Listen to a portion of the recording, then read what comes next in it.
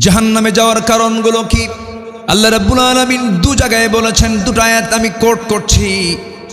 সূরা মুদ্দাসসিরে মহান রাব্বুল আলামিন বলেন, মা সালাকাকুম ফি সাকার ক্বালু লাম নাকু মিনাল মুসাল্লিন ওয়া লাম নাকু নুতঈমুল মিসকিন ওয়া কুন্না নাখুযু মা'আল খায়িদিন ওয়া কুন্না নুকাযযিবু বিয়াউমিদ্দিন হাত্তা আতানাল ইয়াকিন فما تنفعهم شفاعة الشافعين জোরে বলুন আল্লাহু আকবার। ও সাকারবাসী, ও দোজখবাসী, জাহান্নাম মোট কয়টা বলেন? বলেন কয়টা? 7টা জাহান্নাম। এর মধ্যে একটার নাম হলো সাকার। ও সাকারবাসী, ও দোজখবাসী, আজকে তোমরা সাকার নামক দোজখে কেন? তারা বলবে, আমরা দুনিয়ার জিন্দেগিতে 4টা কাজ করে আসি নাই। কয়টা কাজ বলেন? 4টা কাজ। কি কি? সঙ্গে সঙ্গে তারা বলতেছে, আল্লাহ পাক তাও জানিয়ে দিয়েছেন, ক্বালু লাম নাকু মিনাল মুসাল্লিন। এই দুনিয়ার জিন্দেগিতে ওয়াক্তে ওয়াক্তে আজান শুনতাম, সুমধুর কণ্ঠে মসজিদ থেকে আজান ভেসে আসতো, কিন্তু নামাজ পড়তাম না। নামাজ না পড়ার কারণে আজকে আমরা সাকার নামক দোজখে আছি। আমার বন্ধুগণ, তাহলে এই দেশের 18 কোটি মুসলমানের দেশ হলো বাংলাদেশ। এই দেশে মাত্র 5% মুসলমান নামাজ পড়ে, আর বাকি 95% মুসলমান নামাজ পড়ে না। এখন বলুন, এই দেশের অধিকাংশ মুসলমান জান্নাতি না জাহান্নামী? কার পরিসংখ্যানে? কার কথায়? আমি হিসাবটাকে আমি বের করে দিলাম? কে বের করে দিয়েছেন? আল্লাহ। তাহলে রাস্তায় চলতে নিয়ে দেখা যায় জান্নাতি মানুষ বেশি না জাহান্নামী মানুষ বেশি? জাহান্নামী। নামাজ যে পড়বে না, ভাবতে হবে ওই লোকটা জান্নাত পাবে না। ভয়ঙ্কর কথা কিন্তু। নামাজ যে পড়বে না, ওই লোকটা জান্নাত পাবে না, কারণ এটা আল্লাহর ওয়াদা। আরো ভয়ঙ্কর কথা কিছুক্ষণ পর আসতেছি। সাকার নামক দোজখটা একটা দোজখ। আবার কিছু কিছু গর্ত আছে, যে সমস্ত গর্তগুলো ভয়ঙ্কর গর্ত, যে গর্তগুলোকে জাহান্নাম পর্যন্ত ভয় পায়। এত ভয়ঙ্কর সেই গর্তগুলো। সূরা মারিয়ামের 59 নম্বর আয়াতে আল্লাহ রাব্বুল আলামিন বলেন, فَخَلَفَ مِن بَعْدِهِمْ خَلْفٌ أَضَاعُوا الصَّلَاةَ وَاتَّبَعُوا الشَّهَوَاتِ فَسَوْفَ يَلْقَوْنَ غَيًّا। আল্লাহু আকবার। এই দুনিয়ার জিন্দেগিতে যারা নামাজকে নষ্ট করে ফেলবে, নামাজ যারা আদায় করবে না অথবা নামাজকে নষ্ট করে ফেলবে, আল্লাহ রাগ করে বলছেন। এই আয়াতটা যখন দেখি আমি কাঁপতে থাকি, আমার কাছে খুব ভয় লাগে। আল্লাহ বলছেন, ওই সমস্ত বান্দাগুলোকে আমি আল্লাহ রাব্বুল আলামিন শুধু জাহান্নাম নয়, জাহান্নামের গর্তের মধ্যে আমি তাদেরকে ঢুকায়া ছাড়বো। এত ভয়ঙ্কর কথা। অথচ দেশ শাসন হলো আজকে 53-54 বছর, 25 বছর, 16 বছর, 9 বছর, কেয়ারটেকাররা কয়েক বছর। অনেক দলই দেশ শাসন করলেন, দেশটা চালালেন, কিন্তু দুঃখে বুকটা ফেটে যায়। আজ পর্যন্ত কোনো মুসলিম শাসকের মুখ থেকে এই সাহস বের হলো না। আমরা সংসদে বহু আইন পাশ করেছে, চলুন জাহান্নাম থেকে বাঁচানোর জন্য, জাতিকে জাহান্নাম থেকে বাঁচানোর জন্য, জাতির জন্য নামাজের আইনটা পাশ করি। কেউ করেছে? কেউ করেছে? কি পাশ করেছে? মদের আইন পাশ করেছে। মদের আইন পাশ করেছে, জেনার আইন পাশ হয়েছে, প্রস্টিটিউশনের একজন প্রস্টিটিউটার, একজন জেনাকার, লাইসেন্সওয়ালা, আপনি তাকে কখনো মানা করতে পারবেন না। সে বুক উঁচু করে বলবে, I M A sex worker, আমি যৌনকর্মী, এই যে আমার লাইসেন্স, তুমি আমাকে বাধা দেবার কে? কোনো আপনি প্রশাসন দিয়ে আপনি তাকে আটকাতে পারবেন না। এমন আইন আমার দেশে পাশ করা আছে। জেনার আইন পাশ হলো, মদের আইন পাশ হলো, সুদের আইন পাশ হলো, কিন্তু এত মুসলিম শাসক আসলো গেল, কি বড় বড় বুজুর্গ, কিন্তু তারা আজ পর্যন্ত নামাজের বিলটা পাশ করার সাহস পেল না। এখান থেকে প্রমাণিত এখান থেকে সুস্পষ্ট প্রমাণিত, যারাই ছিলেন ক্ষমতায় তারা কেউ আমার আখিরাতের চিন্তার জন্য তারা পেরেশান ছিলেন না। তারা শুধু দুনিয়ার চিন্তা করেছেন, জাহান্নাম থেকে বাঁচার কোনো চিন্তা জাতির জন্য করেন নাই। ঠিক কি না? যে নেতৃত্বে আখিরাত নষ্ট হবে সেই নেতৃত্বের কাছেই আমরা যাব না। আসতে কোন কেন? নাম্বার 2 হলো ওয়ালাম নাকুনু তু'ইমুল মিসকিনা ওয়া কুন্না নাখুদু মা'আল খায়িদিন। নাম্বার 2 হলো বান্দার হক আমরা নষ্ট করেছি। 1 নম্বর হলো আল্লাহর হক আমরা নষ্ট করেছি, নামাজ পড়ি নাই। নাম্বার 2 হলো বান্দাদের হক নষ্ট করেছি, মিসকিনদেরকে তাকায় নাই, বরঞ্চ তাদের সম্পদগুলো লোপাট করেছি। বৃদ্ধ ভাতা খাইছে কিনা বলেন? বিধবা ভাতা খেয়ে ফেলছে, আছে না? এরকম আছে না? রাস্তার টাকা মেরে খেয়ে শেষ করেছে। দেশ থেকে টাকাগুলো পাচার করে সব নিয়ে চলে গেছে, কিছুই রাখে নাই। দেশের সন্তানগুলোকে দেশেও পড়ায় না, ইউরোপে পড়াইছে, আমেরিকায় পড়াইছে। দেশকে এত ভালোবাসে, সন্তানগুলোকে দেশে পড়ালো না, ভার্সিটি তারাই বানালো, কিন্তু সেই ভার্সিটিতে নিজের সন্তানগুলো পড়ালো না। ভার্সিটির সন্তানদের হাতে তুলে দিয়েছে ইয়াবা, মদ, বোতল, অস্ত্র, আর ওদেরকে ইউরোপে আমেরিকায় পড়াইছে। ঠিক কিনা? অস্ত্রের ঝনঝনানি তারা করেছে। বিশ্ববিদ্যালয়গুলোকে তারা মিনি ক্যান্টনমেন্ট বানিয়েছিল। এত কিছু তারা করেছিল। আমার বন্ধুগণ, আমিও ঢাবির ছাত্র ছিলাম, বানায় বানায় একটা কথাও বলছি না। ভার্সিটির যে চিত্র এই 16 বছরে যা ছিল, সেখানে শুধু সমকামিতার হার বেড়েছে, জেনার হার বেড়েছে, অবাধ যৌনাচারের হার বেড়েছে, নেশার পরিমাণ বেড়েছে। সমকামিতাকে প্রমোট করার জন্য তারা বিভিন্ন উস্কানিমূলক বিভিন্ন কথাও বলেছে। এমনকি শ্রেণীর পাঠ্য বইয়ের মধ্যেও ঢুকিয়ে দিয়েছিল ট্রান্সজেন্ডার। মনে নাই? ট্রান্সজেন্ডার মনে নাই? শরীফার গল্প ঢুকিয়ে দিয়েছিল। অনেক কিছুই তারা করেছে। আমার বন্ধুগণ, এই যে এত বড় দেশের সম্পদগুলো লুটপাট করে বাইরে নিয়ে চলে গেলে এটা দেশপ্রেমের লক্ষণ নয়, এগুলো বান্দার হক নষ্ট করা। আল্লাহ বলছেন, বান্দার হক যারা নষ্ট করবে আমি আল্লাহ তাদেরকে জাহান্নামের মধ্যে ঢুকাবো। নাম্বার 3 হলো সমালোচককারীদের সঙ্গে সমালোচনা করা। নাম্বার 4 হলো যারা আখিরাতকে অবিশ্বাস করেছে। ওয়া কুন্না নুকাযযিবু বিয়াউমিদ্দিন, আমরা যাবার জীবিত হব, কোনো সন্দেহ আছে নাকি? আসতে কয় আল্লাহ কি আমাকে জিন্দা করতে পারবেন না?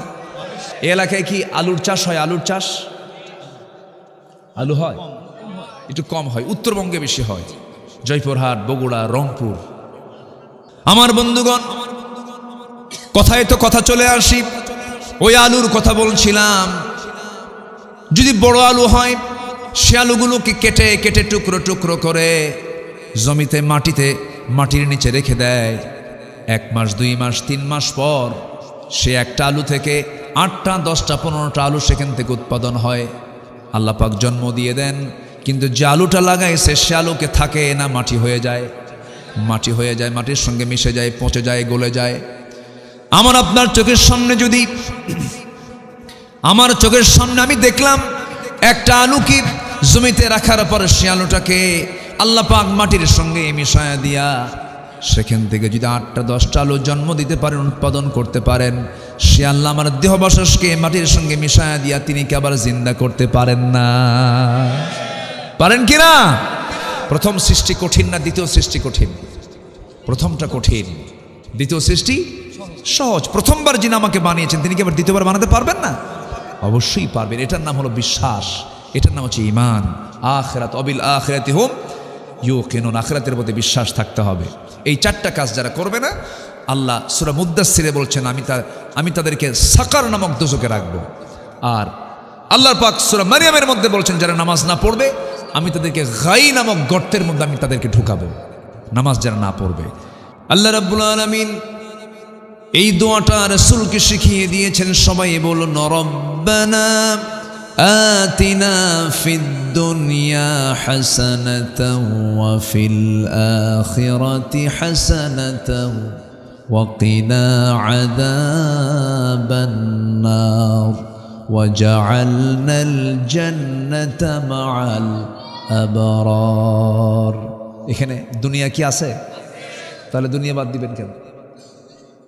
দুনিয়ার দরকারও আছে। কিন্তু দুনিয়াটা কি দরকার? দুনিয়াতে আমার চলার জন্য আল্লাহ রাব্বুল আলামিন যে পথ দিয়েছেন, লিগ্যাল ওয়ে দিয়েছেন, আবার শয়তানের দেওয়া ইল্লিগ্যাল ওয়েও আছে, অবৈধ পন্থাও আছে। এই দুনিয়াতে অবৈধ পন্থাগুলোকে প্রত্যাখ্যান করে বৈধ পন্থা অবলম্বন করলে পরই দুনিয়াটাও সুন্দর হয়ে যাবে, আখিরাত সুন্দর হয়ে যাবে। এই জন্য হালাল এবং হারামের জ্ঞান শুধু আলেমদের জন্য নয়, যিনি জান্নাত পেতে চান প্রত্যেকটা বান্দার জন্য হালাল হারামের জ্ঞান অর্জন করা আল্লাহ পাক ফরজ করে দিয়েছেন। না জানলে আপনি আমল করবেন কেমনে? হালাল কোনটা, হারাম কোনটা, লেজিটিমেট অ্যান্ড প্রহিবিটেড, কোনটা হালাল কোনটা হারাম, এটা জানার দরকার আলেমের না সবার? জানার দরকার আলেমের না সবার? যার জান্নাত দরকার তার জানা দরকার, তার জানা দরকার। আমার বন্ধুগণ, দুনিয়া যদি একটু লস হয়ে যায়, দুনিয়া যদি একটু আমার জন্য ক্ষতিও হয়ে যায়, এই ক্ষতি একদিন শেষ হয়ে যাবে। কিন্তু আমার মরার পরে যদি জান্নাত মিস হয়ে যায়, এর চাইতে বড় ক্ষতি আর কোনোটাই হতে পারে না। সবচেয়ে বড় ক্ষতি হয়ে যাবে জান্নাত যদি হাতছাড়া হয়ে যায়। এই জন্য আমরা এই দুনিয়াটা কেমনভাবে সাজায় নেব যে সাজানোর মধ্য দিয়া জান্নাতটা যেন আমার জন্য পাওয়াটা খুব সহজ হয়ে যায়। সেই জান্নাত লাভের জন্য আমাকে আপনাকে মুজাহাদা করতে হবে। মহান রব্বুল আলামিন ইমানদারকে ডাক দিয়ে বলছেন, ইয়া আইয়ুহাল্লাযীনা আমানু তাকুল্লাহা ওয়াল তানজুর নাফসুম মা কদ্দামাত লিগাদিন ওয়াত্তাকুল্লাহ ইন্নাল্লাহা খাবীরুম বিমা তা'মালুন। জোরে বলুন আল্লাহু আকবার। ইমানদারেরা শোনো, তোমরা আমি আল্লাহ আমাকে ভয় করো এবং ওয়াল তানজুর, ওই দিকে লক্ষ্য করো। ওয়াল তানজুর নাফসুম মা কদ্দামাত লিগাদ, ওই দিনের জন্য তুমি সতর্ক থাকো, খেয়াল করো আগামী দিনের জন্য, অর্থাৎ আখিরাতের জন্য তুমি কি পাঠাচ্ছ ওই দিকে খেয়াল করো। খবরদার, সাবধান, তুমি যা কিছু করছো সকল কিছুর খবরদারি কে রাখেন? খবরদারি কে করেন? আল্লাহ করেন। একটা সেকেন্ড নষ্ট করার সুযোগ নাই,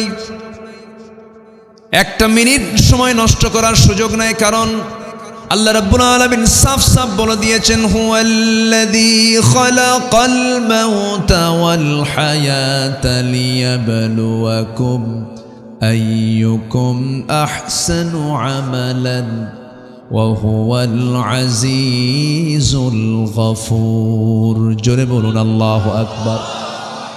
তিনি সেই মহান প্রভু যিনি মৃত্যু এবং জীবন সৃষ্টি করেছেন যেন তিনি বুঝে নিতে পারেন তোমাদের মধ্যে কোন কোন বান্দাগুলো নেক আমল করে যেতে পারে।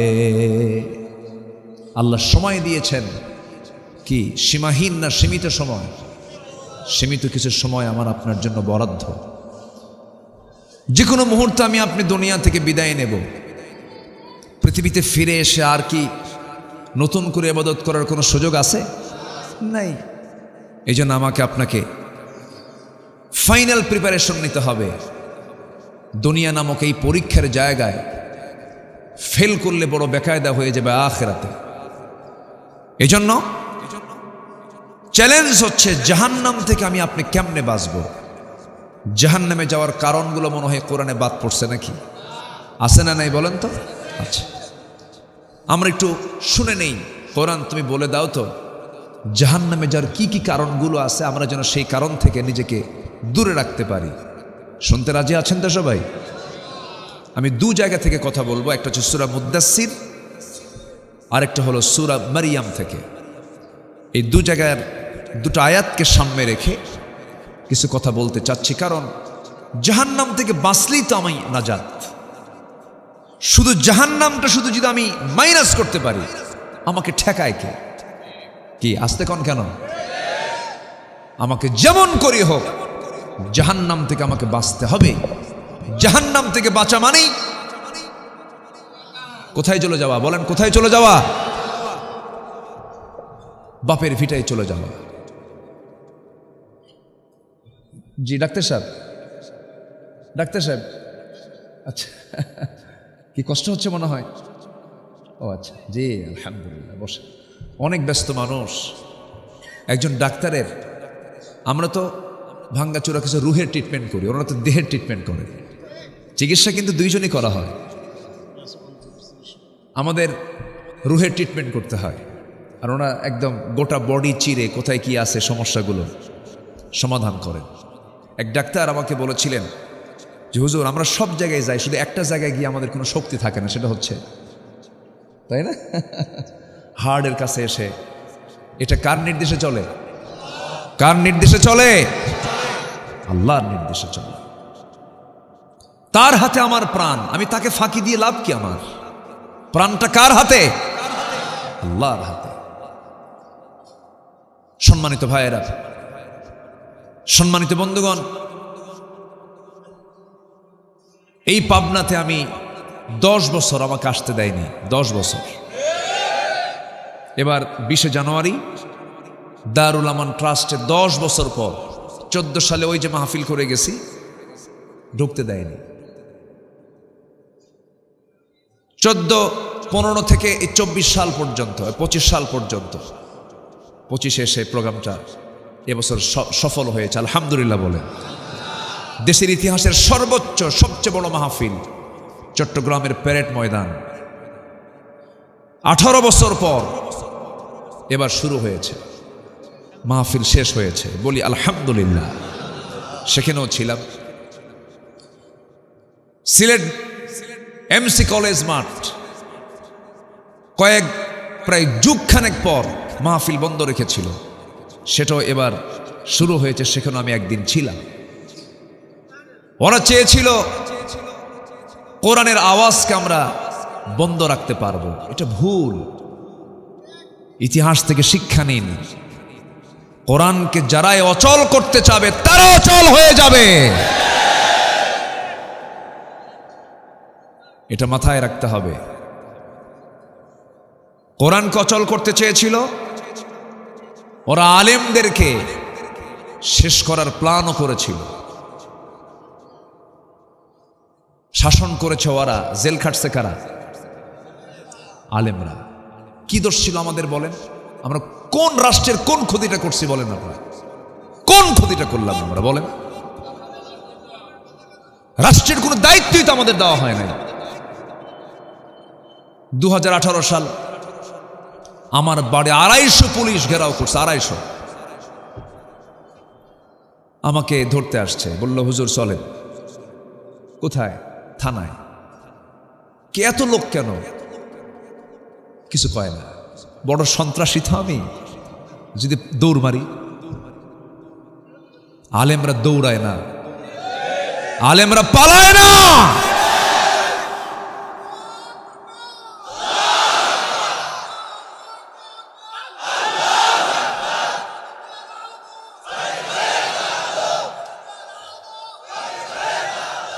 আলেমরা পালায় না। আলেমদের পালনের ইতিহাস নাই। আলেমরা বুক দিতে জানে, পিঠ দিতে জানে না। সম্মানিত ভাইয়েরা, ধরে নিয়ে থানায় চলে গেল। ওসি মহোদয় কয়, হুজুর ধরতে চাইনি, বিবেক বিরুদ্ধ কাজ, মাফ করে দিবেন। চোখে পানি। বললাম আপনি কান্দেন কেন হুজুর? খুব ভক্ত আপনার, ধরছেন কেন? চাকরি বাঁচান তো ফরজ। বললাম ইমান বাঁচান তো নফল। আরো কিছু মামলা যোগ দিল, পাসপোর্টটা ভারী করলো, ভিসার সংখ্যা বেড়ে গেল। জামিন নামঞ্জুর করলো, তো ফরম্যাট দেওয়া, ফরম্যাট করাই আছে, জামিন নামঞ্জুর। জেলখানায় ঢুকলাম। প্রধান গেট দিয়ে ঢোকা মাত্রই সামনে দিকে এক মুরব্বী আমাকে দেখে লম্বা একখান সালাম দিয়ে বলে, হুজুর আপনি জেলখানায় ঢুকছেন, খুব খুশি হলাম। তো বললাম আপনি খুশি হলেন কেন? জেলখানা কি খুশির কথা? হুজুর মাহফিলে যাই, বহু দূর থেকে ওয়াজ শুনি, কাছে যাওয়ার এত শখ, মুসাফাও করতে পারি না। এত সুন্দর কাছাকাছি আসলেন, দোয়া করি জেলখানায় থাকে। তো বললাম, চাচা আমি না হয় জেলখানায়, আপনি কেন বুড়া বয়সে এই জায়গায়? মুরব্বী একটু ঠোঁটকাটা মানুষ, বলতেছে বোমা হামলা, বোমা হামলা, মানে ওনার নামে বোমা হামলার মামলা দিস। বলে যে বাবাজি, এই বুড়া বয়সে আমার এই হাত কি লক্ষ্যে বোমা মারতে পারবে না? আমারই মাথায় পড়বে তো। এগুলো করেছে ওরা, ঠিক না? এগুলো থেকে শিক্ষা নেওয়া উচিত, এগুলো থেকে শিক্ষা নেওয়ার দরকার আছে না নাই? বলেন আছে না নাই? শিক্ষা নিতে হবে। কোরআন ছাড়া আমরা কিছু বুঝবো না। এই জাতি কোরআনকে মহব্বত করে, আলেমদেরকে মহব্বত করে। এই পালস যারা বুঝবেন তারা এই দেশে টিকবেন। এই পালস, এই দেশের মানুষ কোরআনকে ভালোবাসে, ইসলামকে ভালোবাসে, আলেমদেরকে ভালোবাসে। এটা যদি না বোঝেন, রাজনৈতিক দেউলিয়াত হবেন, এই জমিন আপনাদের জায়গা হবে না। হাজারো আউলিয়ার আগমন হয়েছে এই দেশে। শাহজালাল শুয়ে আছেন, শাহ মাকদুম শুয়ে আছেন, খান জাহান শুয়ে আছেন, শাহ সুলতান শুয়ে আছেন। হাজারো আলেমের জনপদ বাংলাদেশ, 4.5 লক্ষ মসজিদ, 18 কোটি মুসলমান, সেখানে আপনি ইসলাম নিয়ে ষড়যন্ত্র করবেন? সলিমুল্লাহ মুসলিম হল মুসলিম বাদ দিছে, কবি নজরুল ইসলাম কলেজ ইসলাম বাদ দিয়েছে, সংবিধানে বিসমিল্লাহ বিসমিল্লাহ বাদ দিছে। মানে ইসলাম, মুসলিম, বিসমিল্লাহ, আল্লাহ ওদের খুব জ্বালা। আল্লাহ কয় যা, ভাঙ্গা হেলিকপ্টারে ইন্ডিয়া পাঠা দিলাম, যা। ঠিক কিনা?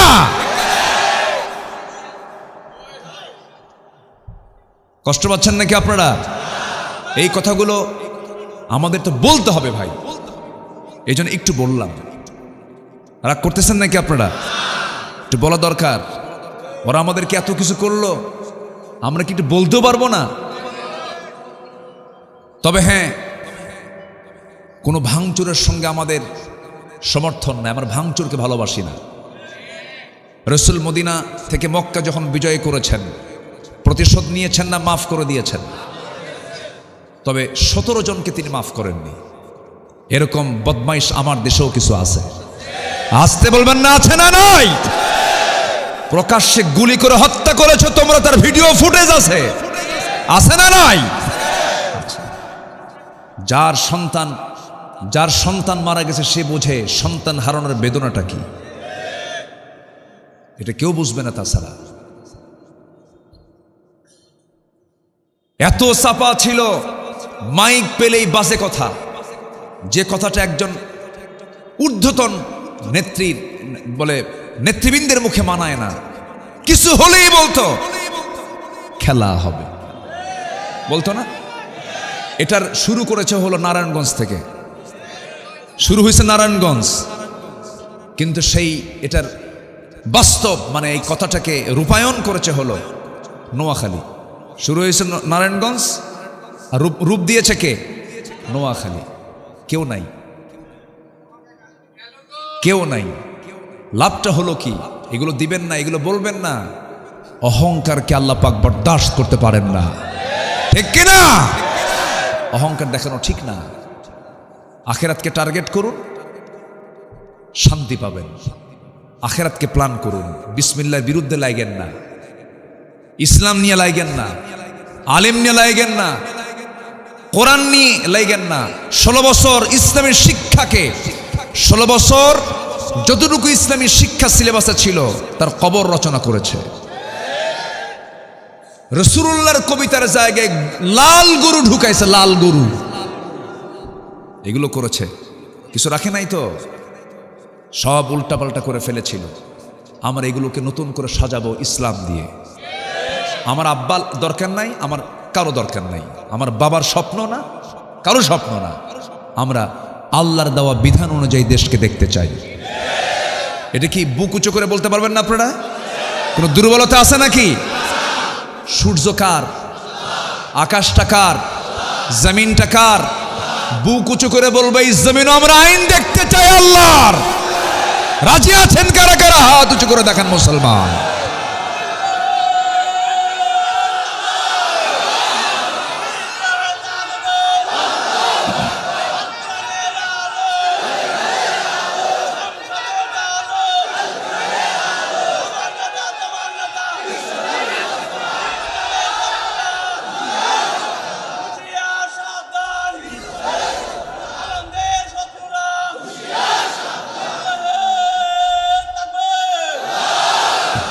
আল্লাহ কবুল করুন, জোরে বলি আমিন। আমরা কি জাহান্নাম যেতে চাই? জাহান্নাম কেমন কেমন ভয়ঙ্কর? হ্যাঁ, মহা ভয়ঙ্কর। এই যে সূর্য দেখি না আকাশের, সূর্য, সূর্য বড় না পৃথিবী বড়? কত বড়? এই তো সবার তো জানা আছে। হ্যাঁ, সূর্য 9,30,00,000 মাইল দূরে। সূর্যের আভ্যন্তরীণ তাপমাত্রা হলো 15 মিলিয়ন ডিগ্রি সেলসিয়াস। দুনিয়াতে আমরা পাই মাত্র এত দূরে থাকার কারণে 25-30, আজকে হয়তো 28-30 ছিল। কিন্তু সূর্যের যে ইন্টারনাল যে তাপমাত্রা, ভিতরের তাপমাত্রা হলো, আভ্যন্তরীণ তাপমাত্রা হলো 15 মিলিয়ন, 15 কোটি নয়, 15 মিলিয়ন ডিগ্রি সেলসিয়াস। এই বিশাল, এই প্রদীপ্ত এই সূর্যটা, জাহান্নামটা এত বড়। জাহান্নামের মুখে যদি ছেড়ে দেওয়া হয়, একটা সন্তান মুখের ভিতরে চকলেট নিলে পরে যেমন নিমিষেই 2-1 মিনিটের মধ্যে নিঃশেষ হয়ে যায়, ঠিক তেমনি জাহান্নামের মুখে যদি এই বিশাল সূর্যকে যদি ছেড়ে দেওয়া হয়, নিমেষেই সূর্য তার অস্তিত্ব হারিয়ে ফেলবে। এত বড় ভয়ঙ্কর সেই জাহান্নাম। জাহান্নামে যাওয়ার কারণগুলো কি? আল্লাহ রাব্বুল আলামিন 2 জায়গায় বলেছেন, 2টা আয়াত আমি কোট করছি। সূরা মুদ্দাসসিরে মহান রাব্বুল আলামিন বলেন, মা সালাকাকুম ফি সাকার ক্বালু লাম নাকু মিনাল মুসাল্লিন ওয়া লাম নাকু নুতঈমুল মিসকিন ওয়া কুন্না নাখুযু মা'আল খায়িদিন ওয়া কুন্না নুকাযযিবু বিয়াউমিদ্দিন হাত্তা আতানাল ইয়াকিন فما تنفعهم شفاعة الشافعين। জোরে বলুন আল্লাহু আকবার। ও সাকারবাসী, ও দোজখবাসী, জাহান্নাম মোট কয়টা বলেন? বলেন কয়টা? 7টা জাহান্নাম। এর মধ্যে একটার নাম হলো সাকার। ও সাকারবাসী, ও দোজখবাসী, আজকে তোমরা সাকার নামক দোজখে কেন? তারা বলবে, আমরা দুনিয়ার জিন্দেগিতে 4টা কাজ করে আসি নাই। কয়টা কাজ বলেন? 4টা কাজ। কি কি? সঙ্গে সঙ্গে তারা বলতেছে, আল্লাহ পাক তাও জানিয়ে দিয়েছেন, ক্বালু লাম নাকু মিনাল মুসাল্লিন। এই দুনিয়ার জিন্দেগিতে ওয়াক্তে ওয়াক্তে আজান শুনতাম, সুমধুর কণ্ঠে মসজিদ থেকে আজান ভেসে আসতো, কিন্তু নামাজ পড়তাম না। নামাজ না পড়ার কারণে আজকে আমরা সাকার নামক দোজখে আছি। আমার বন্ধুগণ, তাহলে এই দেশের 18 কোটি মুসলমানের দেশ হলো বাংলাদেশ। এই দেশে মাত্র 5% মুসলমান নামাজ পড়ে, আর বাকি 95% মুসলমান নামাজ পড়ে না। এখন বলুন, এই দেশের অধিকাংশ মুসলমান জান্নাতি না জাহান্নামী? কার পরিসংখ্যানে? কার কথায়? আমি হিসাবটাকে আমি বের করে দিলাম? কে বের করে দিয়েছেন? আল্লাহ। তাহলে রাস্তায় চলতে নিয়ে দেখা যায় জান্নাতি মানুষ বেশি না জাহান্নামী মানুষ বেশি? জাহান্নামী। নামাজ যে পড়বে না, ভাবতে হবে ওই লোকটা জান্নাত পাবে না। ভয়ঙ্কর কথা। কিন্তু নামাজ যে পড়বে না, ওই লোকটা জান্নাত পাবে না, কারণ এটা আল্লাহর ওয়াদা। আরো ভয়ঙ্কর কথা কিছুক্ষণ পর আসতেছি। সাকার নামক দোজখটা একটা দোজখ। আবার কিছু কিছু গর্ত আছে, যে সমস্ত গর্তগুলো ভয়ঙ্কর গর্ত, যে গর্তগুলোকে জাহান্নাম পর্যন্ত ভয় পায়। এত ভয়ঙ্কর সেই গর্তগুলো। সূরা মারইয়ামের 59 নম্বর আয়াতে আল্লাহ রাব্বুল আলামিন বলেন, فخلف من بعدهم خلف أضاعوا الصلاة واتبعوا الشهوات فسوف يلقون غيا। আল্লাহু আকবার। এই দুনিয়ার জিন্দেগিতে যারা নামাজকে নষ্ট করে ফেলবে, নামাজ যারা আদায় করবে না অথবা নামাজকে নষ্ট করে ফেলবে, আল্লাহ রাগ করে বলছেন। এই আয়াতটা যখন দেখি আমি কাঁপতে থাকি, আমার কাছে খুব ভয় লাগে। আল্লাহ বলছেন ওই সমস্ত বান্দাগুলোকে আমি আল্লাহ রাব্বুল আলামিন শুধু জাহান্নাম নয়, জাহান্নামের গর্তের মধ্যে আমি তাদেরকে ঢুকায়া ছাড়ব। এত ভয়ঙ্কর কথা। অথচ দেশ শাসন হলো আজকে 53-54 বছর, 25 বছর, 16 বছর, 9 বছর, কেয়ারটেকাররা কয়েক বছর, অনেক দলই দেশ শাসন করলেন, দেশটা চালালেন, কিন্তু বুকে দুঃখে বুকটা ফেটে যায়। আজ পর্যন্ত কোনো মুসলিম শাসকের মুখ থেকে এই সাহস বের হলো না। আমরা সংসদে বহু আইন পাশ করেছি, চলুন জাহান্নাম থেকে বাঁচানোর জন্য, জাতিকে জাহান্নাম থেকে বাঁচানোর জন্য, জাতির জন্য নামাজের আইনটা পাশ করি। কেউ করেছে? কেউ করেছে? কি পাশ করেছে? মদের আইন পাশ করেছে। মদের ফ্যাক্টরি আমার দেশে আছে না নাই? ওই যে দর্শনা, একটু পদ্মা পার হয়ে যাবেন, এটা কিসের তীরে? ঈশ্বরদী, পদ্মার তীরে না? হ্যাঁ, পদ্মার তীর তো। জি, আপনাদের ভাষাগুলো অনেক সুন্দর, কিন্তু পাবনার সাথে পুরোটা মিল নাই না? পাবনার সাথে কিন্তু আপনাদের ভাষার মিল নাই। পাবনা তো একটু গেদা, একটা আলাদা টান আছে না? ঈশ্বরদী কেমন যেন একটা ভিন্ন, একই জেলা কিন্তু একটা ভিন্নতা আছে। আপনাদের ভাষার মধ্যে অনেক স্মার্টনেস পাওয়া যায়, বলি আলহামদুলিল্লাহ। একটা সুন্দর বইয়ের মতো ভাষা, সাহিত্যের ভাষার মতো মিলে যায়, বলি আলহামদুলিল্লাহ।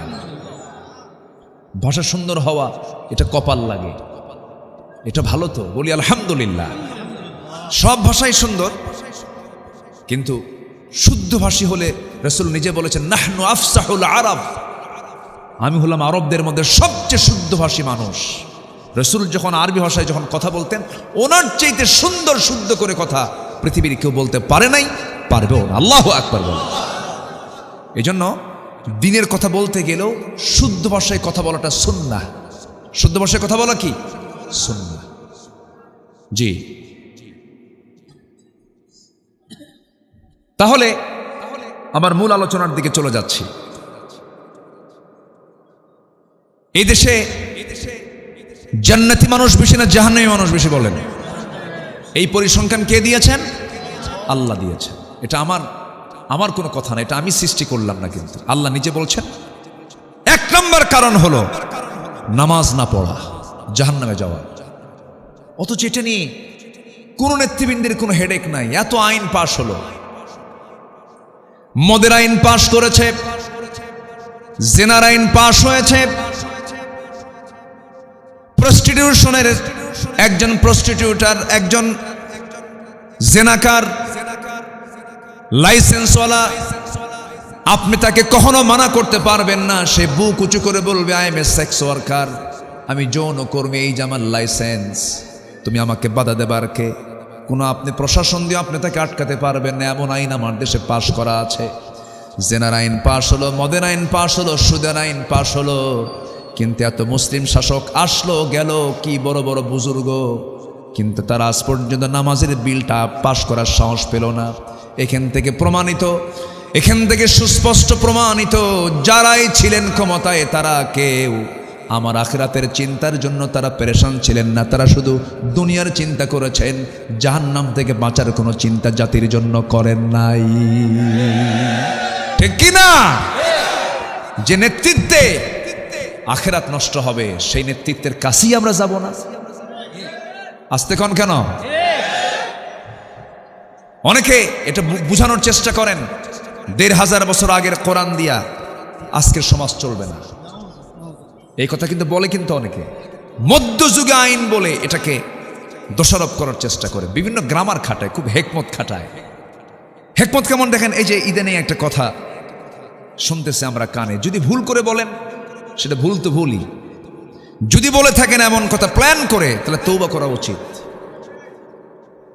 কোরআনের সাথে রাজনীতির কোনো সম্পর্ক নাই। বলেন তো এটা কি এই কিতাবের বিরুদ্ধে একটা বড় একটা আঘাত না? চরম সাংঘর্ষিক কথা। যেই বলুক না কেন, যে ব্যক্তি বলুক না কেন, এই কথা কি কোরআন মানবে? কোরআন কি এটা মানবে? কখনো কোরআন মানবে না। এটা কি চান আপনি? এই যে ডাক্তার বসে আছে, এটা চিকিৎসার গ্রন্থ, সুবহানাল্লাহ বলেন। একটা এখানে এটা ফ্যাক্টরির কথা আছে জানেন, ওষুধ ফ্যাক্টরি। এই ফ্যাক্টরির দায়িত্ব, ওষুধ প্রস্তুতের দায়িত্ব, কেমিক্যাল হোল ইনস্ট্রুমেন্টের দায়িত্ব আল্লাহ পাক কোনো মানুষকে দেননি। কারণ মানুষ কি করে জানেন? ভেজাল করে। মানুষ কি করে? ভেজাল করে। এই ডিপার্টমেন্ট আল্লাহ পাক জানেন যে মানুষ কি করবে, এই জন্য আল্লাহ পাক মৌমাছিকে দিয়ে দিয়েছে। যেরকম সুবহানাল্লাহ। মৌমাছির আরবি হলো নাহাল। আল্লাহ পাক 114 সূরার মধ্যে আল্লাহ পাক এত গুরুত্বপূর্ণ হওয়ার জন্য একটা সূরার নামই মৌমাছি হয়ে গেছে। জোরে বলে সুবহানাল্লাহ। অবশ্যই মৌমাছির একটা রহস্য আছে না নাই? একটু যাই ওইদিকে যাই, যাব দেখি তো রহস্য কি হয়, একটু বের করে নিয়ে আসে। ওই দেখেন, কমপক্ষে একটু ফজর পর্যন্ত লেগে দেন না হয়, সমস্যা কি? তাও রাজি আছেন আপনারা কি জানাজা সহ?